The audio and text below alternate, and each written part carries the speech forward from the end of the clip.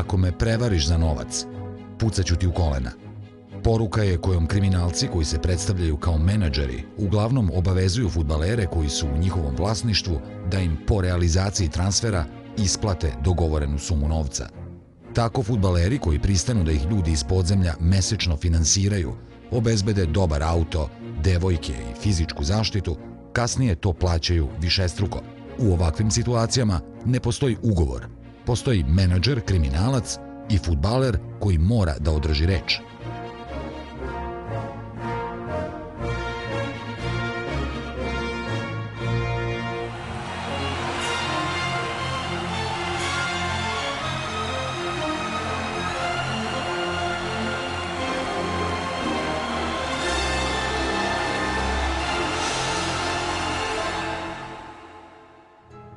Činjenica da država i nadležne institucije godinama nisu kontrolisale poslovanje sportskih klubova omogućila je ljudima sa kriminalnim dosijejima da uđu u sport, pa i u fudbal.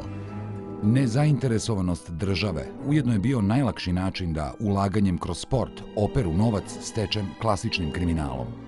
Postoje dva načina na koji kriminalci ulaze u fudbal. Jedan je kupovina ili preuzimanje nekog fudbalskog kluba, a drugi način je kupovina igrača. U tom slučaju postoji nekoliko nivoa pomoću kojih kriminalac uzima novac od prodaje igrača. U većini slučajeva, određena grupa kriminalaca izabere nekog fudbalera, ponude mu mesečno finansiranje, koje je mnogo veće nego što može da mu plati klub za koji igra u tom trenutku, obezbede fudbaleru dobar auto, ponude mu zaštitu, ali i nezaboravan provod. Kada fudbaler na to pristane, obično bez znanja uprave kluba, potpisuje se takozvani privatni ugovor između igrača i kriminalca. Posle toga, od takvih moćnika sledi pritisak na predsjednika kluba i trenera da taj igrač postane standardni član prvog tima, a zatim vrlo brzo i neke od reprezentativnih selekcija, kako bi ga na delu videli menadžeri inostranih klubova i kako bi prilikom prodaje taj fudbaler imao bolju cenu. Na kraju, posle najduže 2 godine, sledi prodaja igrača. Od tog iznosa, koji je i po nekoliko desetina miliona evra, najveći deo uzima menadžer povezan sa mafijom. Tako su kriminalci, prvenstveno oni koji su vladali i vladaju srpskim narkotržištem, uložili male sume u igrače, od čije prodaje su uzimali višestruki iznos. Uprave fudbalskih klubova su za to znale, ali se nisu bunile. Svu odgovornost prebacuju na igrače i tvrde da su nemoćni da to spreče.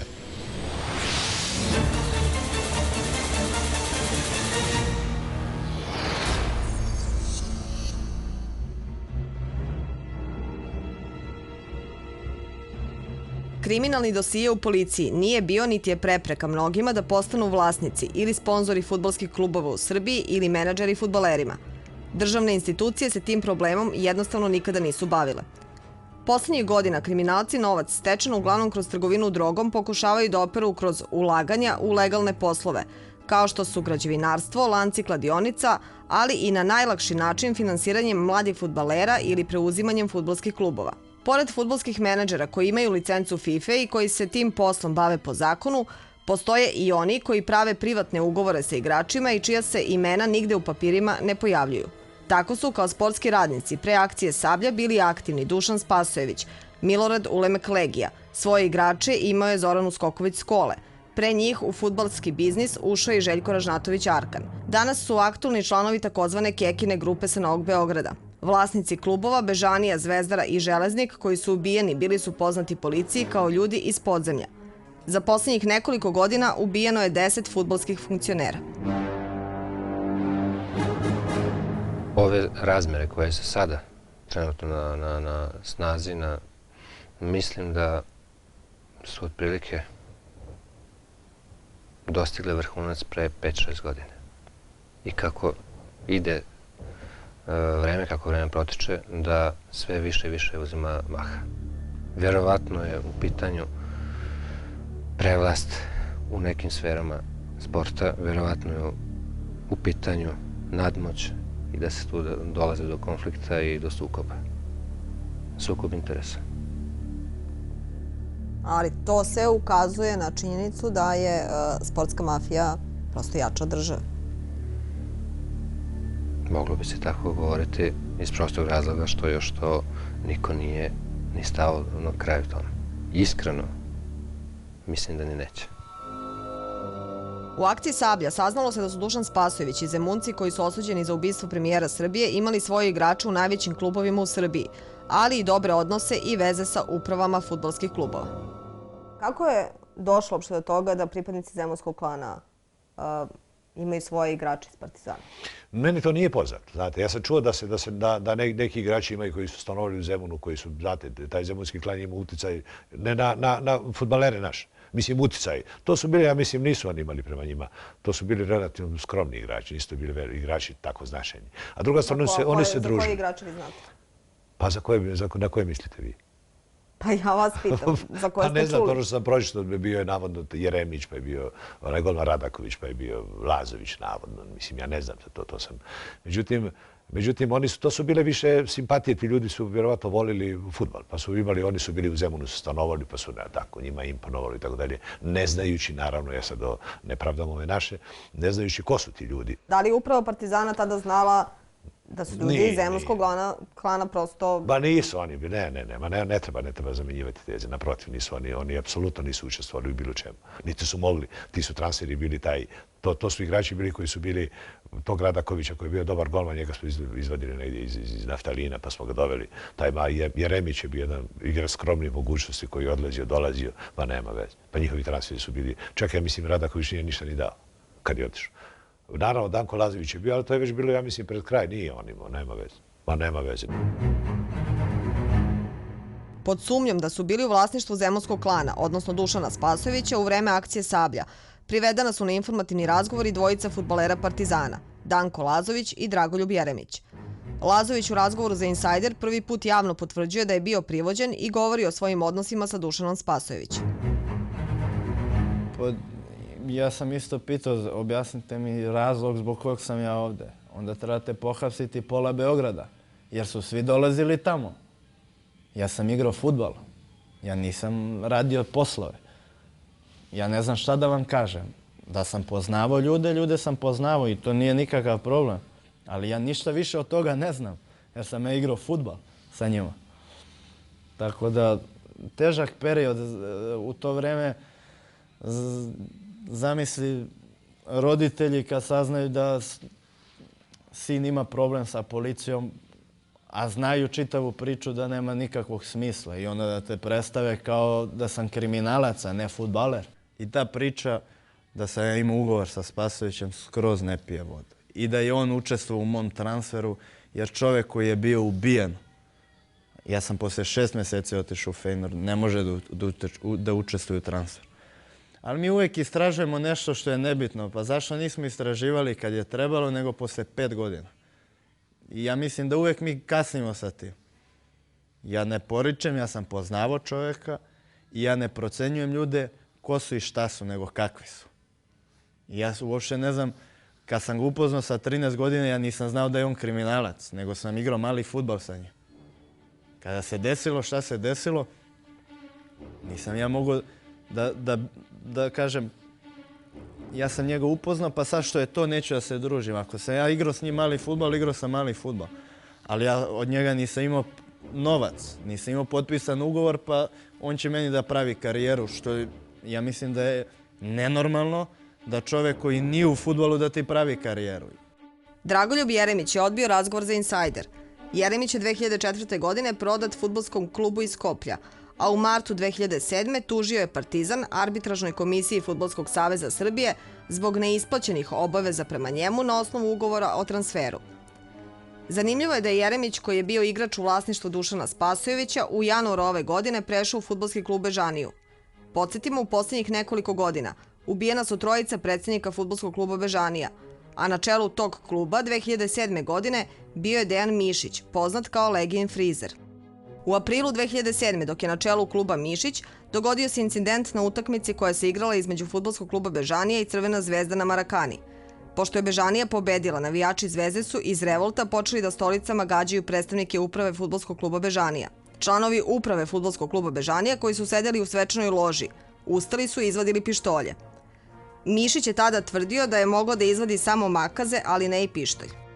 U javnosti se čulo za Mišića kada je svedok saradnik Dejan Milenković Bagzi rekao da je ispred frizerskog salona u Hajetu, gde su se šišali pripadnici zemunskog klana, trebalo da bude ubijen Čedomir Jovanović.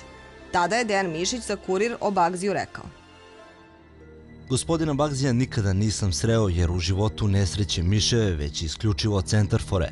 Bagzija je jedna minđa iz Sisa, on je klošar, cinkaroš, a ja sam Dejan Mišić, frizer koji već 25 godina vrlo uspešno radi svoj posao. Bagzija je jedna cinkaroška pička koju ne slušaju ni tata ni mama, niti bilo ko. Bagzija je jedan nebitan lik, on je jedan mali miš i tužna je ta država koja je uzela Bagzija za svog cinkaroša. On je jedna klošarčina koji pokušava da spase svoj život, a Legija je u pravu kada kaže da je Bagzijev život posle ovakvog svedočenja potpuno nebitan, rekao je Dejan Mišić, tada predsjednik FK Bežanija. Predsjednik zajednice prvoligaša Dragan Aca Bulić kaže da je fudbalskim klubovima pomagao da se odbrane od kriminalaca. Upravo zato što sam sin, čiji sam sin, znači nije sporno da poznajem sve te ljude i nekako nisam želeo da se oni mešaju u tu sferu fudbala. Da li je to bila moja želja i da li sam uspio u tome, ne znam, ali sigurno sam pomagao svima što se tiče tih diskutabilnih ličnosti iz podzemlja povodom njihovog mešanja u srpski fudbal. Pomagali ste... Pomagao sam klubovima. Ali u kom smislu? U smislu da se sklone i da ne učestvuju u tim radnjama. Koji vas je klub zvao, recimo? U principu nikad mi se niko nije došao s molbom da im ja pomognem. Uglavnom sam i ja prilazio kad sam načuo priče i pitao gospodu iz kluba da li im treba neka pomoć, da li treba da ja razgovaram s njima i tako dalje. I kako izgleda taj razgovor sa njima, sa tim kriminalcima koji prosto hoće da imaju neke svoje igrače? Šta vi njima kažete? Pa meni je izgledao normalno. Pa jednostavno im kažem da to nije njihova sfera, da nemaju šta da traže tu, da ne mogu da uzmu pare koje očekuju da će da uzmu i uglavnom na taj način pokušao sam da ih ubedim da to nije ono što su oni načeli da mogu da uzmu velike sume novca i da se mešaju tokove neke fudbala i da određuju neke stvari i uglavnom su me slušali. Ja nikada od njih, niti bilo koga od tih ljudi nisam vidio na stadionu, niti je došao u moju kancelariju. Apsolutno niko. Mislim, ja ih nisam poznavao, apsolutno nikada nisam sa njima stupio u kontakt. Rekao sam, bio sam sa... Ali kada se kaže da su oni imali kontakte sa upravom Partizana, na koga se onda misli? Ne znam na koga se misli. Ne znam, zaista ne mogu. Pa znate šta, svako može privatno da ima neki kontakt koji nema veze. Oficijalno, ja ih nikada nisam vidio na stadionu, nikada ih nisam vidio na utakmici, nikada ih nisam vidio, ja ih nisam poznavao, zaista ih nisam poznavao. Na suđenju u zemunskom klanu za otmicu vlasnika Verano Motorsa Milije Babovića saznalo se da je novac za otkup sa Miloradom Ulemekom Legijom nosio generalni sekretar Partizana Žarko Zečević. Ulemek je između ostalog optužen i da je organizovao otmicu Babovića, koji je kidnapovan 24. marta 2002. godine, a oslobođen 40 dana kasnije, nakon što je otmičarima isplaćeno 10 miliona evra. Iznoseći odbranu, Ulemek je rekao da su otmičari poslali videokasetu, koju su zajedno sa porodicom Babovića pogledali u prostorijama fudbalskog kluba Partizan, kod Žarka Zečevića, koji je bio prijatelj porodice. Na suđenju zemunskom klanu pred specijalnim sudom svedočio je tadašnji generalni sekretar fudbalskog kluba Partizan Žarko Zečević, koji je zahtevao da svedočenje bude zatvoreno za javnost zbog toga što ne želi da bude ponovo kompromitovan jer je o njemu i do tada, kako je rekao, bilo mnogo insinuacija u medijima. Veće sudije Marka Kljajevića je međutim odbilo takav zahtev, pa su novinari imali prilike da čuju šta je rekao Zečević. Babovića poznajem 15 godina i kućni smo prijatelji. Za njegovu otmicu saznao sam dok sam bio u Grčkoj. Našao sam se s njegovim poslovnim partnerom Bajom Živanićem i Legijom u Atini i odmah smo krenuli za Beograd. Svi smo tada bili veoma uzbuđeni. Legija je ispoljavao žaljenje što je Babović otet, bio je uzbuđen, a pustio bi i po koju suzu. U prvoj isporuci otmičarima dato je 5 miliona i 200.000 evra, a novac su odneli Legija i Danko Mlađenović. Drugi put smo Legija i ja nosili istu sumu. 2-3 dana posle te isporuke Milija je pušten. Bio sam jednom u Šilerovoj kada me je Legija pozvao da dođe tamo kako bi se dogovorili šta da preduzmu, jer su otmičari posle prve isporuke novca tražili još para da bi pustili Babovića. Tada sam upoznao vođe zemunskog klana Dušana Spasojevića Šiptara i Mileta Lukovića Kuma, ali o njima sam saznao tek pošto je ubijen Zoran Đinđić. Tanja Spasojević, udovica vođe zemunskog klana Dušana Spasojevića, ubijenog u policijskoj akciji Sablja, ispričala je pred sudom u postupku protiv Nenada Opačića, vlasnika fudbalskog kluba Veternik, da se Spasojević bavio prodajom fudbalera, a ne prodajom droge. Neša je ponekad dolazio kod Dušana i bez supruge. Družili su se povodom fudbala. Koliko ja znam, moj suprug Dušan se nije bavio drogom i nije konzumirao. Bavio se trgovinom, transferom fudbalera, trgovao je naftom i automobilima. Licencirano oni su mogli da pregovaraju. Kako su mogli da pregovaraju? Oni su mogli da pregovaraju za igrače, ono što sam vam rekao. Oni za Partizan nikada nisu pregovarali. Oni su spajali. Oni su rekli da može to, ali možda bi dao, onda ovi obično se pitaju pa šta bi to bilo prije nego što se dođe do zvaničnog kontakta, pa šta bi to bilo, koliko bi to moglo biti, da li su zainteresovani, koliko. Pa se onda reživala neka suma koja je bila, šta ja znam, rekao sam od 350 do 300, 200, od 100 pa do milionu dolara u tom periodu. I onda su oni naravno za sebe govorili pa dobro, eto meni je to i ovi bez licence i sa licencom. Eto, meni ćete dati taj 1%, tako ima. Naravno, kad su ovi bili sa licencom menadžeri, onda su oni tačno znali kolika je ta tarifa i tako da su oni to dobijali. I to je bio kontakt, to su bili menadžeri koji su radili sa klubom. Danas imate, pa praktično nemate igrača koji nema svog menadžera. I to je veliki problem, zato što ga oni žele odvesti nekad u 17. godini, u 18. godini prije nego što potpiše taj svoj profesionalni ugovor i tako dalje. Tako da je, mislim, došlo do jednog malo ne nereda, ali do priličnog nereda u svemu tome. Ali dobro, FIFA to drži pod kontrolom i ona sve te slučajeve koji su sumnjivi ispituje i tu se jedino i žali, tu se jedino možemo i žaliti. Do 2001. godine menadžerima je FIFA izdavala licencu. Međutim, u martu te godine FIFA nadležnost izdavanja licenci prepušta nacionalnim savezima, pa je tako Fudbalski savez Srbije zadužen za izdavanje dozvola menadžerima. Zanimljiv je podatak da je u vreme dok je FIFA izdavala licence postojalo samo 10 menadžera iz Srbije, dok je posljednjih godina Fudbalski savez Srbije izdao čak 90 licenci. Kako je moguće da ljudi iz sveta kriminala postaju menadžeri? Pitanje za Fudbalski savez Srbije. Moguće. Kod nas je očigledno sve moguće, tako da je moguće da jednostavno imate polaganje, ako odete i položite ispit, možete da budete menadžer. Može bude svako, može bude i... Pa ne može svako. Statutom je predviđeno da onaj ko se vodi u nekakvoj krivičnoj evidenciji ne može da postane menadžer. Onda ne može da postane. U pravilniku o agentima za igrače Fudbalskog saveza Srbije u delu koji se odnosi na odobravanje licence pod članom 3 navodi se sledeće. Postupak za dobijanje licence počinje podnošenjem pismene prijave Fudbalskom savezu Srbije od lica koje namerava da se bavi ovom delatnošću.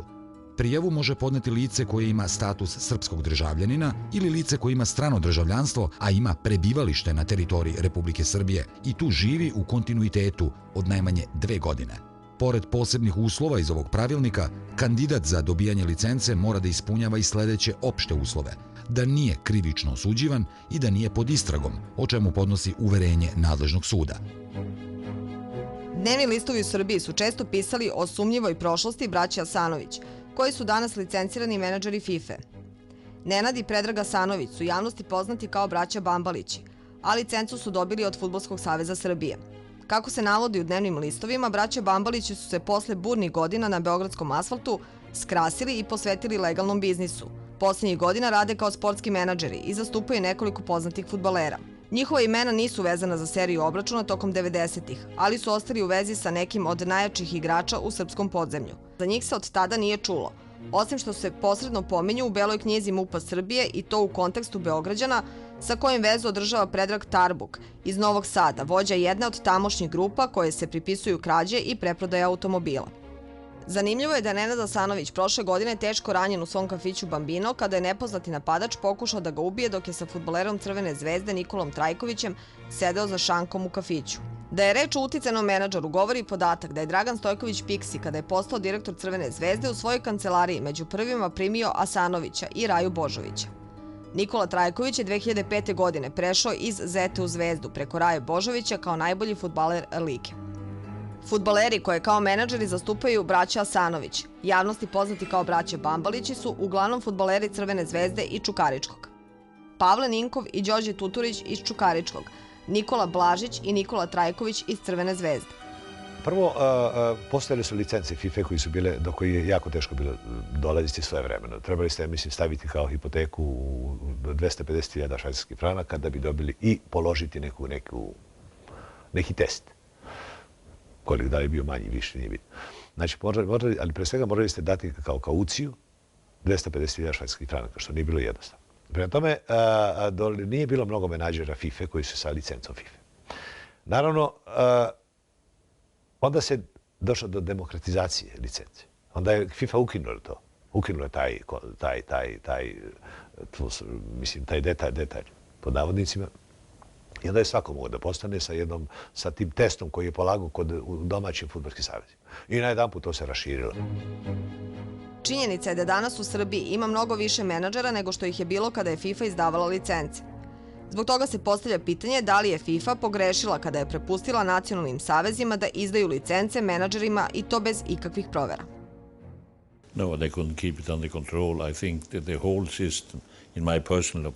Ne, nisu mogli da drže sve to pod kontrolom, ceo sistem. Po mom mišljenju, ko može da zabrani nekome da mu neko bude lični savjetnik kod sklapanja ugovora?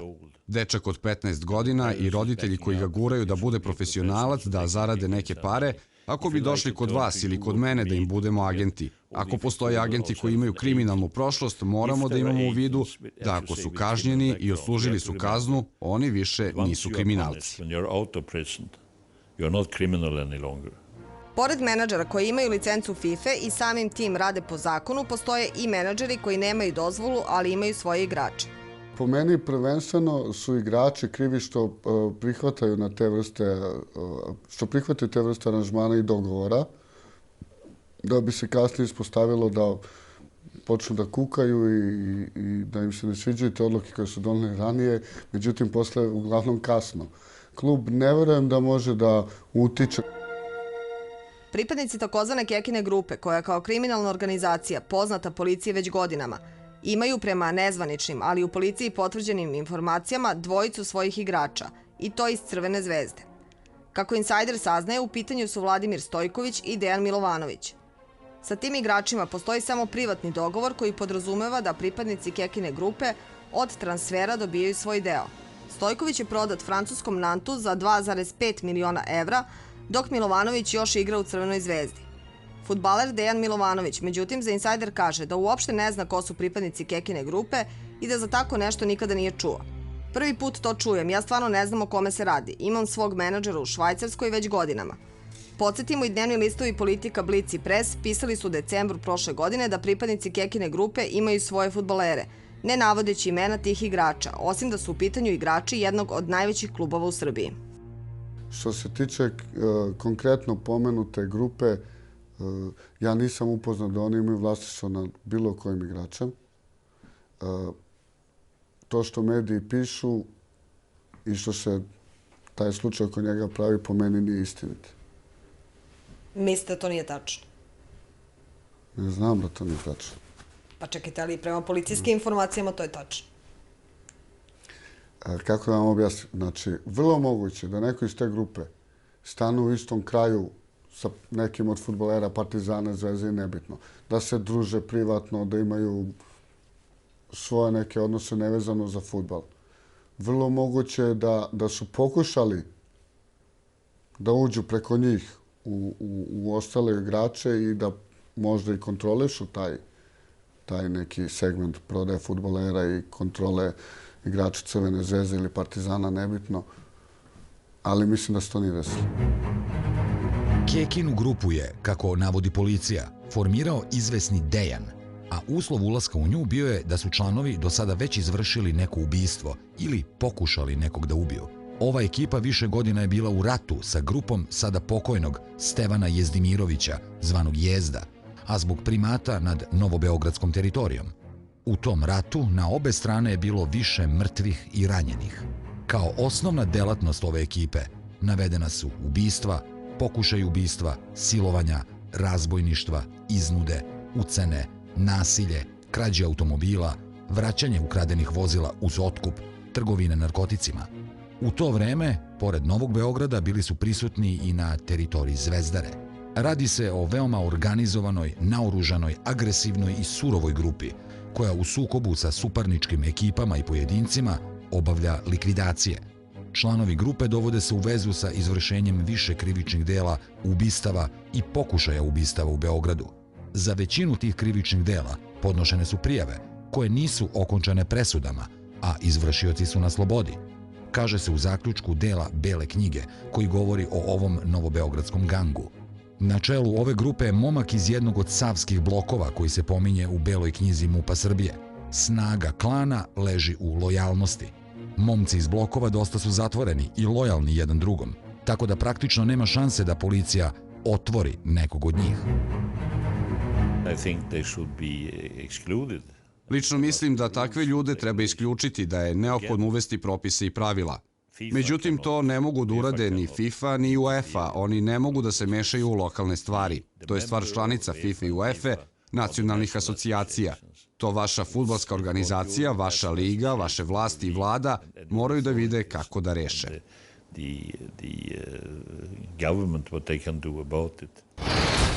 Dešavalo se da nalete takvi aranžmani. Trudili smo se da to izbegavamo i to je sve najgore, da kažemo o tome, mislim.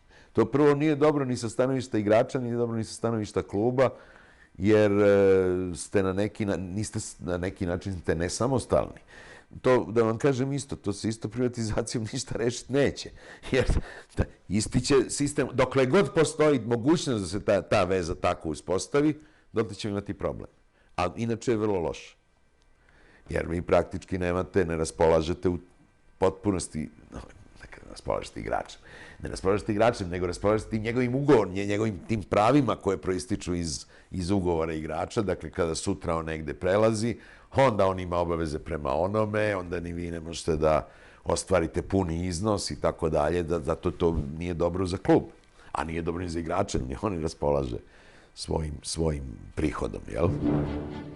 Da bi neki igrač imao bolju cenu prilikom prodaje, važno je da počne da igra u prvom timu, a kasnije i u reprezentaciji. Tada počinju pritisci na selektora, svako pokušava da ubaci svog igrača. Uprave klubova, treneri, ali i fudbalske zajednice znaju za to, ali svi ćute. Na kraju mnogo je iznenađenih kada se saopšti sastav reprezentacije, ali uglavnom se sve i završi samo na komentarima. Nikada niko nije snosio zakonske posljedice jer su u pitanju veliki finansijski interesi.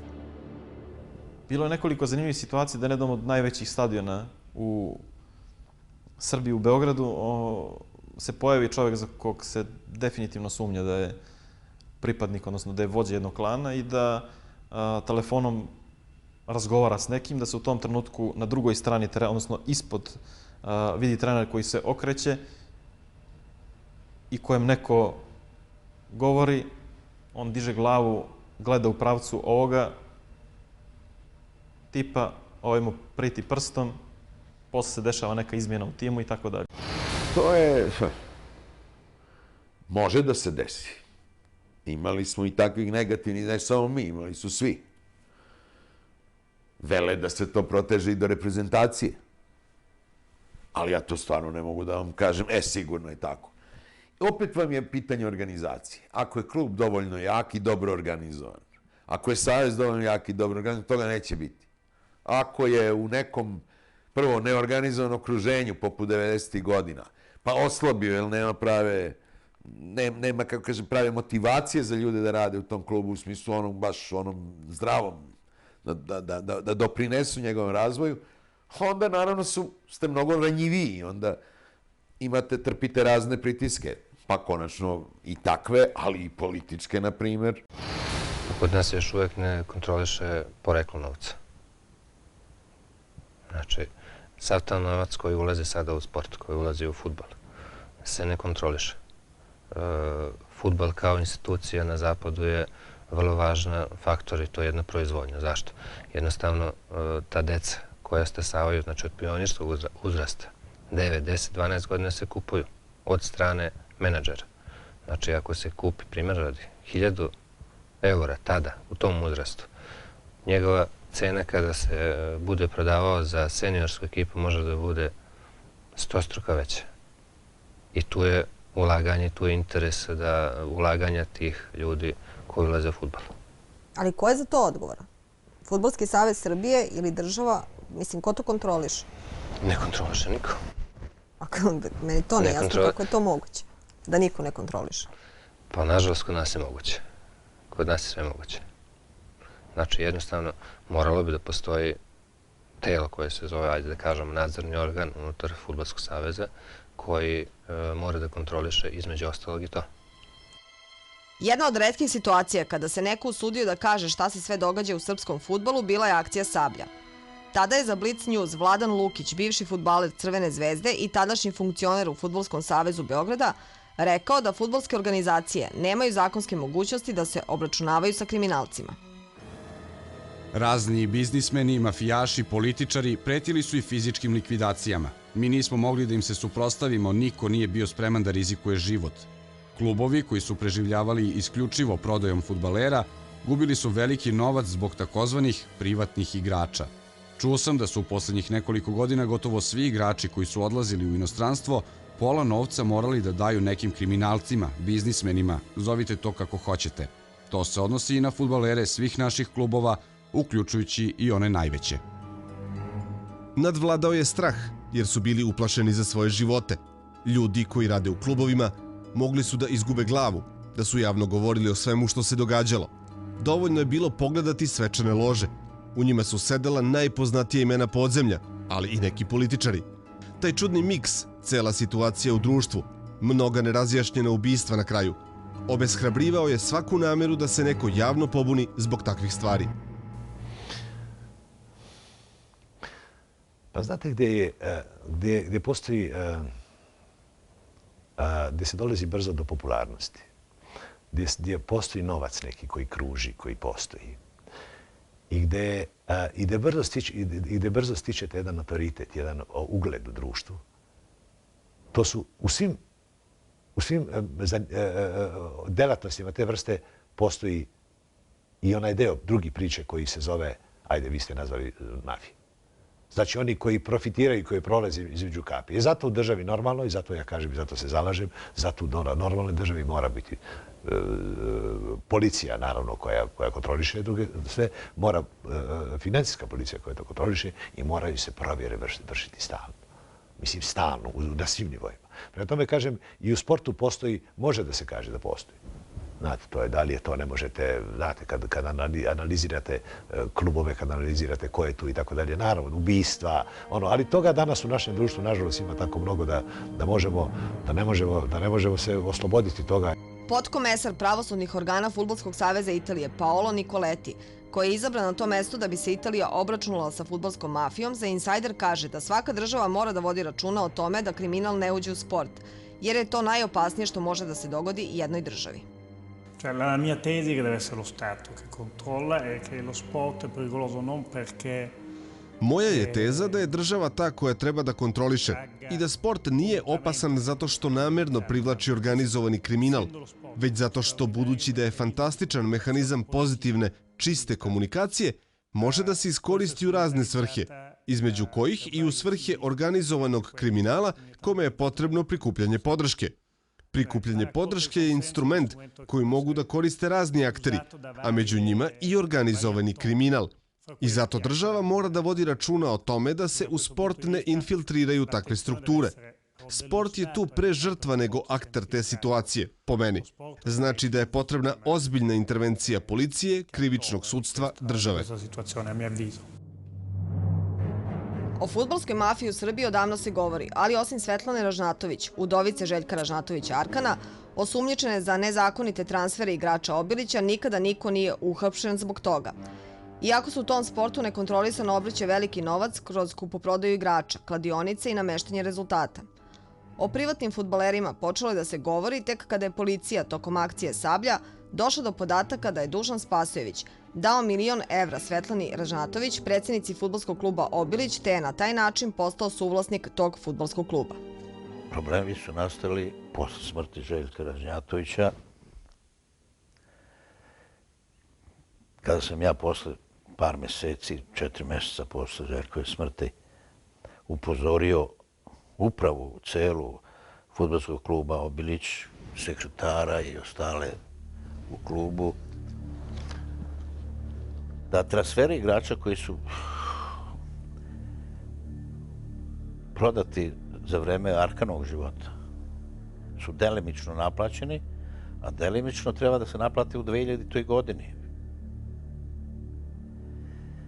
I da je Ceca Ražnjatović sa svojom sestrom Lidijom u februaru, martu mesecu naplatila nekoliko miliona maraka na njene privatne račune na Kipru.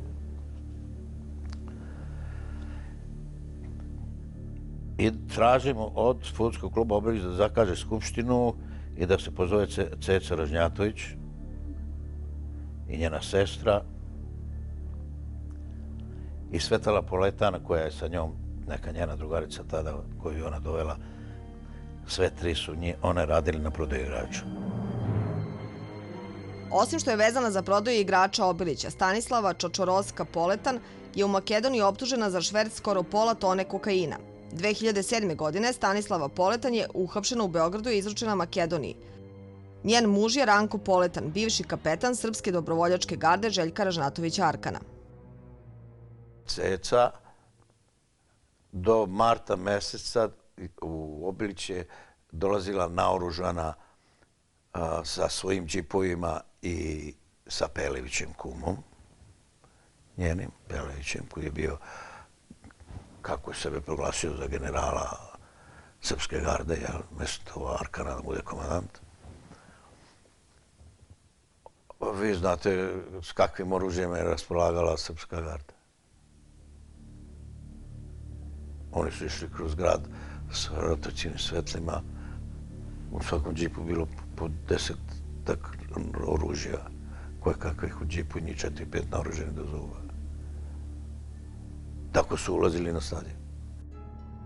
Žarko Nikolić, bivši predsjednik Obilića, obavestio je dopisom Fudbalski savez Jugoslavije o nelegalnoj prodaji igrača. Nikolić je 2000. godine kao predsjednik fudbalskog kluba Obilić od Branka Bulatovića zahtevao da ne izdaje sertifikate o prelasku u inostrane klubove Obilićevim fudbalerima Lazetiću, Šarcu, Kovačeviću i Zoriću. Žarko Nikolić kaže da se tada od Svetlane Ražnatović i Zemunaca plašio i tadašnji generalni sekretar Fudbalskog saveza Branko Bulatović i da je zbog toga i pored zabrane protivzakonito izdavao sertifikate Svetlani Ražnatović za prodaju igrača. Više od 10 igrača Obilića krajem 90-ih i 2000-te otišlo je u inostranstvo bez ikakvog obeštećenja prikazanog u knjigama kluba, koji je u ovom periodu najpre vodio Željko Ražnatović, a potom Svetlana Ražnatović. Igrači su napuštali klub uz potvrdu da iz kluba odlaze bez obeštećenja, a ove potvrde uredno su bez mnogo kontrole overavane u Fudbalskom savezu Jugoslavije. Na ovaj način ni jedan dinar nije legalno ulazio u klub, a država je ostala uskraćena za ceo iznos poreza koji je mogao biti naplaćen od milionskih transfera. Dok su formalno igrači odlazili kao slobodni, čelnici Obilića su inostranstvu naplatili svaki evro njihove vrednosti. Strani klubovi, najčešće svesni o čemu se radi, po instrukcijama menadžera uplaćivali su dogovorena sredstva na račune u inostranstvu. Račun na koji je novac odlivan bio je registrovan na Kipru na ime sestre Svetlane Ražnatović. Jedan deo ovih sredstava Svetlana Ražnatović je vraćala u klub, uplaćujući ih kao svoje sponzorske uloge. Prema krivičnoj prijavi koja je podneta još 2003. Svetlana Ražnatović protivzakonito je prisvojila više od 11 miliona evra. Žarko Nikolić je posle saznanja da novac od transfera ne ulazi u klub pokušao da jednu ratu za transfer Ivana Vukomanovića u Bordo naplati preko računa. Dug od 1 milion evra trebalo je u Obilić da stigne sredinom 2000. godine. Međutim, predsjednik Bordoa uputio je Nikolića na menadžera Ranka Stojića, inače posrednika u ovom transferu, koji je trebalo da objasni kakvi su uslovi za prebacivanje para. Ja sam 8. razgovarao sa Rankom Stojićem, koji je bio menadžer za naplatu tih para, koji je meni doslovce rekao da on mora da razgovara sa Cecom, on neće da rizikuje svoj život.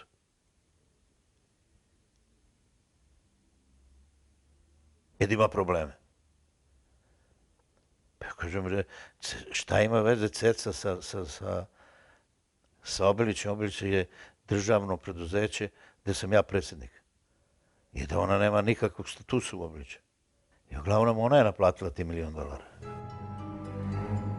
Menadžer Obilića tih godina bio je Ranko Stojić, koji je imao licencu FIFA i koji danas važi za jednog od najboljih fudbalskih menadžera.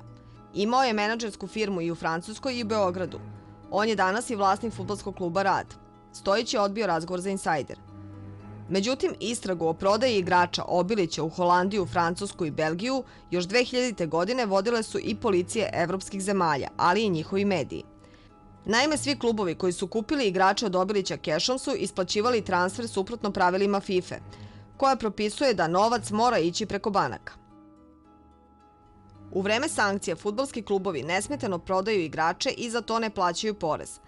Danas izbjegavaju plaćanje poreza pravljenjem lažnih dvojnih ugovora, u kojima se umanjuje iznos za koliko je prodat igrač, a tada su novac donosili u džakovima i kesama. Žarko Nikolić je bio zadužen za novac od transfera u vreme dok je Željko Ražnatović Arkan bio živ. Ja sam išao po novac ili su donosili novac ovi koji su prodali igrače. Znači sve je bilo na ruke. Ovi fifini menadžeri. Jedan od njih je Ranko Stojić, koji je i meni u Dizeldorfu dao 4,5 miliona maraka za Grozdića. Ja sam ta 4,5 miliona maraka donao u Beograd, odnosno Arkan i Ceca su me sačekali na pumpi. Kod Rodića na pumpi me sačekali, tamo ima restoran kod Novog Sada, na autoputu. I tu su me sačekali, a ja sam sa 3 kola, znači 10 ljudi nas je bilo, 1 kola napred, 1 kola pozadi, ja u sredini, znači 10 kola u ljudstvu je bilo, koji su od Dizeldorfa do Beograda pratili te pare koje sam ja donao. I kako vi platite porez na to? I predao sam te pare, večerali smo tu Ceca, Arkan i ovi ljudi koji su bili sa mnom, nas 10. I odatle smo krenuli za Beograd, došli pred kuću Arkana, uneli smo torbu s parama, uneli u Arkanovu kuću pare i ostavili pare. I Ceca je uzela odmah tačni i odnala nas prat gore. Dobro, kako platite porez? Pa tada ja nisam bio predsjednik, bio Arkan i Ceca. Ja sam bio potpredsjednik tada, kad sam doneo te pare.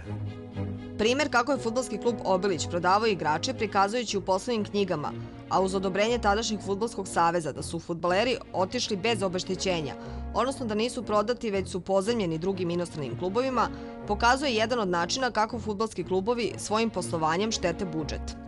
Nema prometa deviznog. Nismo ostvarili od prodaje igrača. Navodno naši igrači igraju na pozajmicu besplatno. Imate zapisnik policije, daću vam. To znači da policija nije otkrila da ste vi doneli tih 4,5 miliona u keš. Tako je. Inače, ti 4,5 miliona su trebali da budu porezani sa 28%, koliko je bio porez na promet u ovoj zemlji. Pa ste prijavili to ili što? I u mojoj prijavi stoji da sam ja pokušao da zaštitim državu i za njen deo poreza i da zaštitim sebe, ali da u tome nisam uspeo.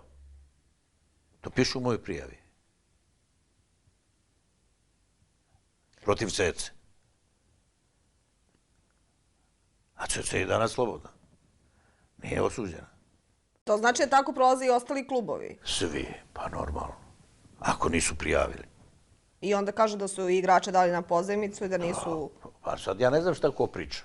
Ali to tako funkcioniše, to vas pitam. Ja sam dao ključ kako mafija radi u policiji i oni su Cecu do jednog dinara pohvatali sve da je koliko je uzela para. Ali vi učestvujete također u tim protivzakonitim radnjama? Ništa, ja nisam učestvovao, ja sam samo kao potpredsjednik Obilića doneo pare, ali nisam ja njih... A niste prijavili... A oni su trebali da plate porez, da plate državi, sve što treba da plate. Da te pare donesu u kasu Obilića, da... Kao što sam ja tražio na račun pare, da se uplati svaki prodati igrač. Arkanova udovica Svetlana Ražnatović uhapšena je 17. marta 2003. godine u policijskoj akciji Sablja. Prvobitno je osumnjičena za povezanost sa zemunskim klanom u ubistvu premijera Zorana Đinđića. Potom za nedozvoljeno posjedovanje oružja koje je pronađeno u njenoj kući. Posle hapšenja, a zatim i privođenja njene sestre Lidije, istraga protiv pevačice proširena je na zloupotrebu službenog položaja u vezi sa sumnjivom prodajom 15 fudbalera Obilića.